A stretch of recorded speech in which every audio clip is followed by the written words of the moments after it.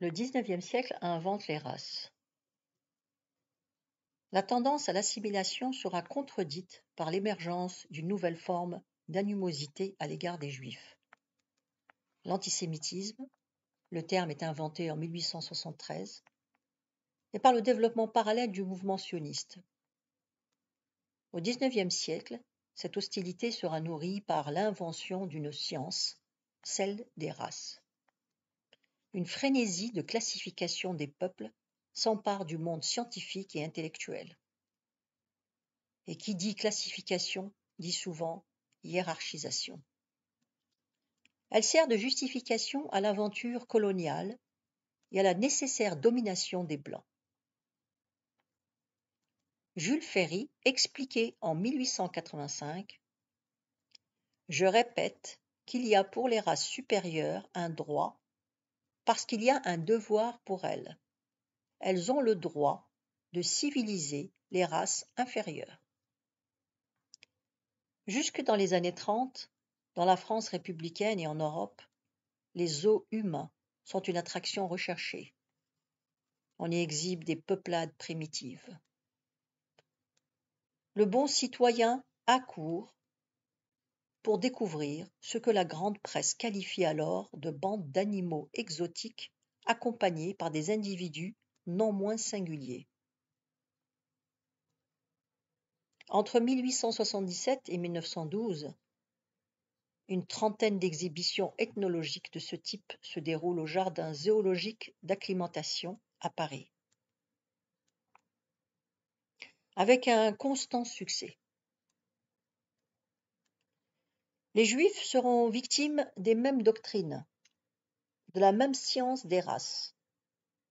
Ainsi, les Aryens et les Sémites formeraient deux groupes de peuples qui auraient été à l'origine de la civilisation et se livreraient depuis une lutte farouche.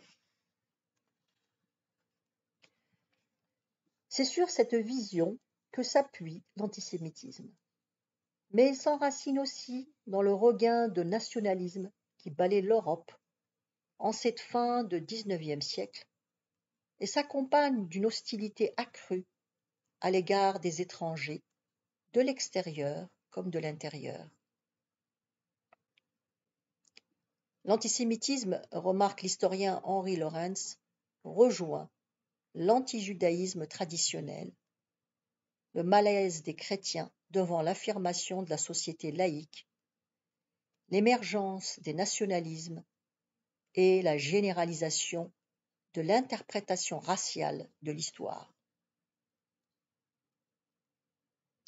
Ce mouvement en Europe de l'Ouest coïncide avec les pogroms antisémites provoqués par le pouvoir dans la Russie tsariste à partir de 1881. La perception des Juifs comme une puissance de l'ombre, omnipotente et richissime, les banquiers juifs, occulte la grande pauvreté des masses juives qui, notamment en Europe de l'Est, vivent dans une indescriptible misère. Et ça entretient aussi l'antisémitisme. De nombreux responsables politiques la partagent. Elle a été popularisée grâce à un texte célèbre intitulé « Protocole des sages de Sion » et notamment composé de comptes rendus des décisions prises par un prétendu congrès juif pour s'assurer le contrôle du monde. Ce faux a été fabriqué par la police politique tsariste en 1903, mais continue à être pris au sérieux par certains, notamment dans le monde arabe, et à être diffusé.